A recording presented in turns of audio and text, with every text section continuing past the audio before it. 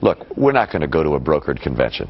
We're not. No. One or the other of us, among the 3 or 4 that are running, is going to get the delegates necessary to become the nominee. As it gets closer towards the end, it's going to be clear we've got someone who's in the strong lead. The states that remain will vote for that person, and that person will get the delegates and become our nominee. But some political observers don't agree with Governor Romney. With no breakaway frontrunner in the GOP race, political strategists are beginning to seriously contemplate what a brokered convention may look like.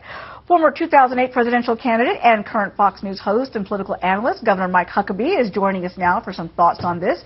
Thanks so much for being with us here today, Governor. Great to have you here. Thank you, Uma. And I can tell you what a brokered convention is going to look like. If you've ever seen a train wreck, that's what it's going to look like. It would be a disaster for the Republican Party trying to go into the fall elections. Well, you know, a new Fox News poll is showing that a majority of GOP voters say this campaign season is hurting the Republican Party. 56% say it's dividing and weakening the party. So, to that point, do you agree that would happen?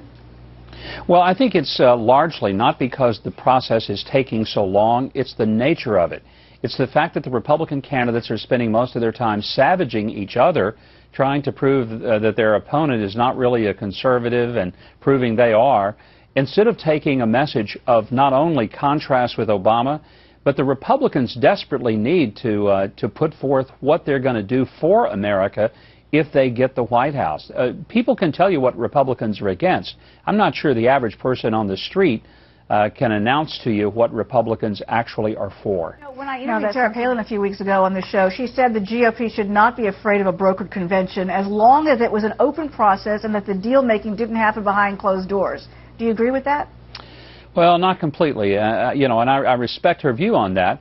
It would certainly be entertaining. It would be a lot of fun for people to observe. But if our primary goal is winning the White House and bringing this country back to its feet off its face, then we need a party that is united.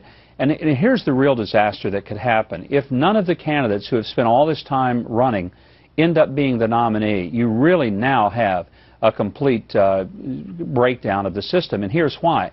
You've got millions of people across America who are heavily invested in one of these 3 top-tier candidates. Add Ron Paul in and say there's 4. They've given money, they've given time.